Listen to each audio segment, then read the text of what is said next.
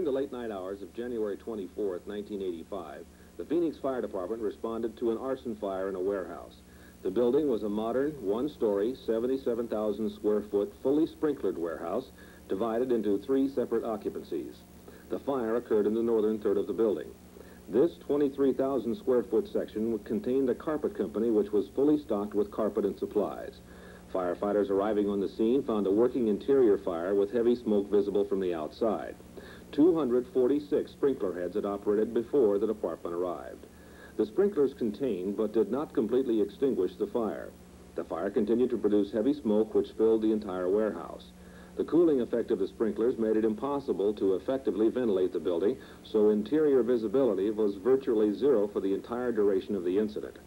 2 firefighters nearly lost their lives at this fire when they became disoriented and lost in the building. This is what happened. I was a captain on Engine 22 as I was a 4-man engine company. As we were responding, going to the scene of the call, we get to the bridge, which was at 7th Street and the river bottom.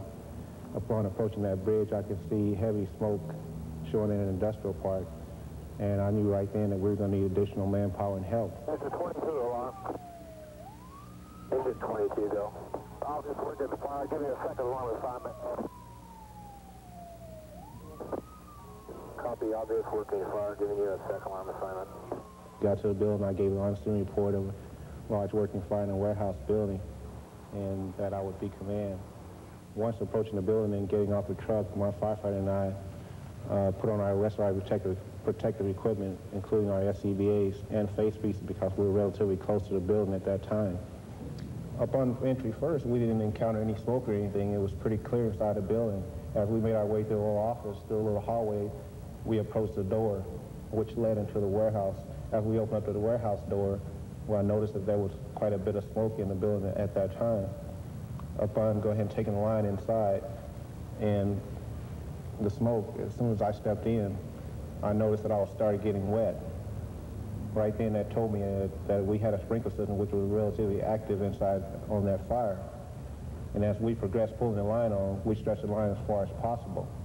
At that time of stretching the line, I stopped, turned around, and started counting for all the people that were with me, trying to identify who was there. In retrospect, I'm trying to see where my crew members were.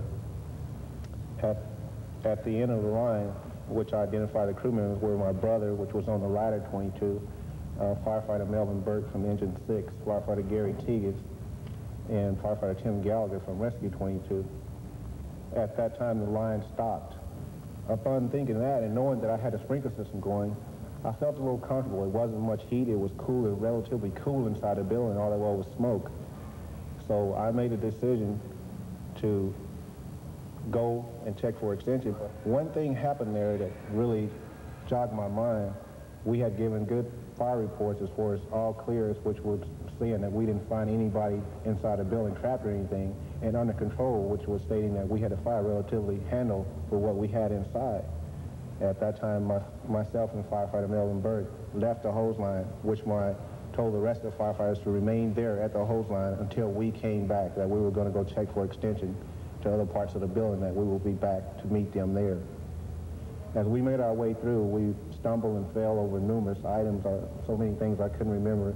There were pieces of truck beds, rolls of carpet, gallons of plastic sealer or something. I can't really remember what they were, but we stumbled all over them. Firefighter Burke was behind me, and he was holding on to my SCBA. It was pitch dark in there. You couldn't see your hand in front of your face 1 inch away from you. So we proceeded on to keep it and continue to look a little further. No fire, no signs of any fire at all. No heat at all. It was relatively cool, but lots of smoke. And as we got further into the building, which we were going east, we came to an area where we was going east, which I thought we was going west, and we had to turn again and go back, and we was going back south. At that time, I thought, well, we hadn't went too far, and I thought the hose line was relatively close. And we started going back south. And upon going south, I thought we probably had gone maybe 25 or 30 feet. We encountered a chain link fence. But getting to that fence, we were still stumbling over all kind of obstructions. We were getting there, falling and getting up and going again. But at all times, I was making sure that firefighter Burke was right there with me and keeping contact with him. We got to the chain link fence, which I thought was one of the main barriers of the building. I thought the chain link fence ran north and south. Right there, I put it into my mind. If anything happens, the only thing we have to do is find this chain link fence, and we can get out of here because it'll take us right back to where we came in. So I put that barrier in my mind. With that in mind, I had no sense of fright or feel of panic or anything if anything out of the ordinary was going to happen to us. We got to the fence, still listening to reports going on, and everything was going pretty well. Well, we were still getting wet, I mean drenched wet. We went on the fence, I would say approximately 20 to 35 feet. We ran into a whole bunch of carpet or obstructions again, and we couldn't go any further. The fence stopped. At that time, my warning bell went off. Firefighter Burt then told me, "Let's go, your bell went off," which I said, okay. As we started back walking down the fence. I thought we were going north. We were actually headed east after viewing the building in the daylight. As we made our way down the fence, I knew that, knowing that I had that barrier in my mind, that all we had to do was find that fence and follow it. It'll take us out of there, start going along the fence. So after following the fence a ways, my bell kept ringing. We ran into a wall. So the wall sort of threw me because I didn't remember the wall when we walked in there. The only wall I remember was when we first came in walking east, there was a wall north of me and no wall south. So we ran into that wall. We made our way, turned again. So we get to the first roll-up door. Melvin bell goes off. So I told Melvin, I said, "Melvin, we got to find as quick a way as hell to get out of this building and get out here as fast as possible," because both of us were running out of air at that time. My bell had been going for a while. At that instant, my bell went off. It stopped completely. And I told Melvin, I said, "I'm out of air."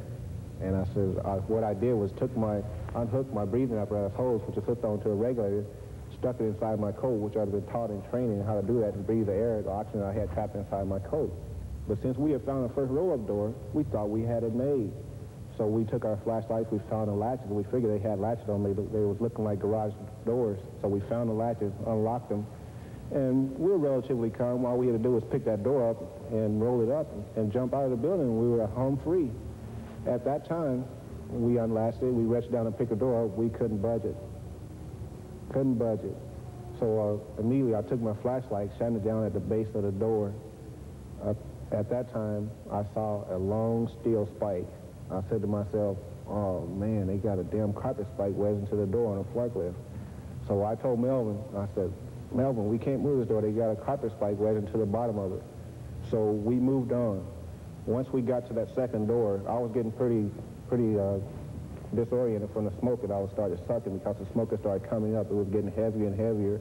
We got to the second roll-up door, and I saw a light. I saw a crack. And upon seeing this crack, I said, "Oh man, I got it made," to myself. These were my thoughts. And I said, if I can take my breathing apparatus hose, stick it up to this crack, I can breathe the fresh air from outside until somebody comes and finds us. At that time, I tried to make contact of emergency traffic over the radio channel which we were operating on, and to notify the command people that myself and one firefighter were lost and trapped inside the building and needed help fast. I heard Captain Rick Rodriguez, which was the West Sector, come back and say that he needed emergency traffic. At that time, Captain Rodriguez broadcasted that we had 2 people trapped inside the building and lost, and they needed help fast. Command to alarm, sound emergency traffic tone.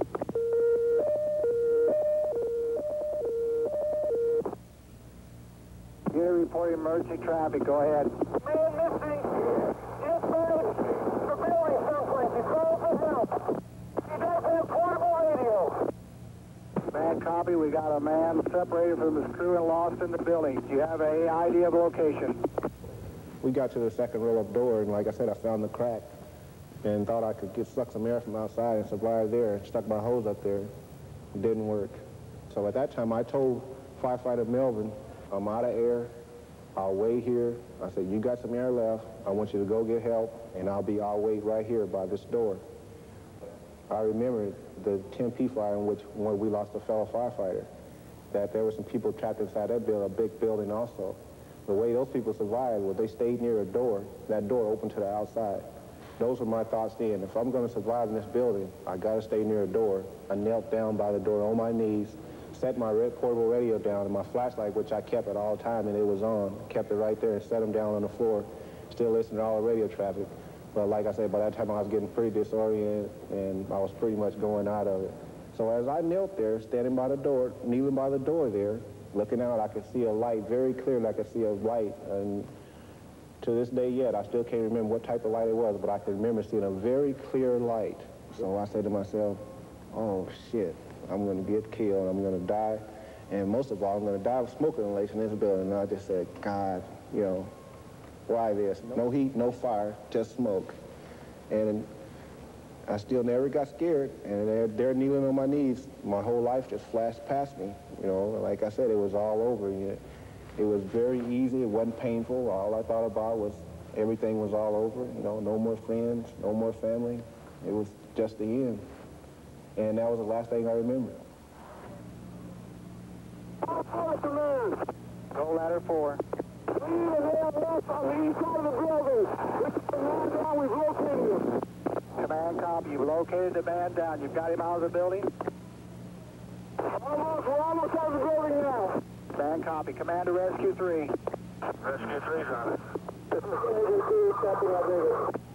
Okay, we need to account for all our people. If that means pulling all the people out of the building, we need to start that right now. Make sure all the companies that you have in your sector account for their members. Ladder 4, command. Go ladder 4. We got firefighters back there on the east side of the building out. We are doing CPR at this time. We need one ambulance back here. We have nothing back here with us. We need another ALS unit back here.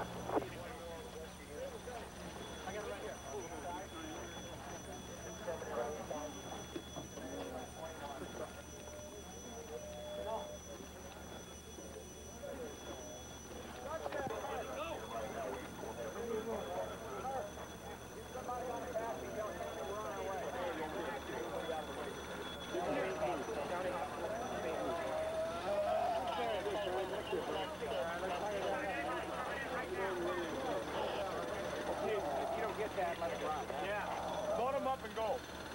Got the gurney. Gonna transport them to Rescue 22? Yeah. All right. Yeah.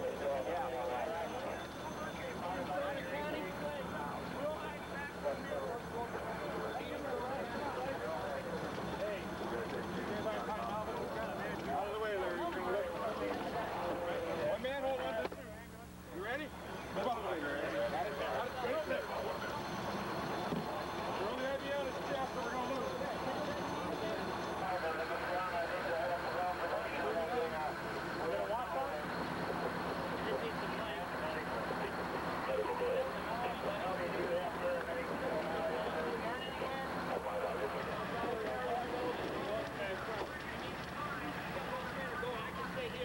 Okay, grab the West Trainer, 21, take this good step.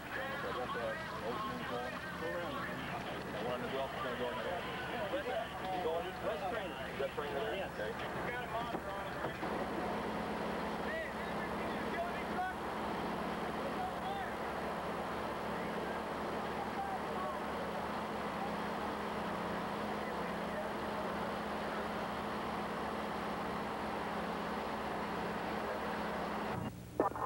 Rescue 3 to 1 midnight. Rescue 3. Please advise Watkins Command. Patient status, Frank Cheatham. He is conscious at this time, responding appropriately to verbal command. He is conscious at this time, responding to verbal commands appropriately.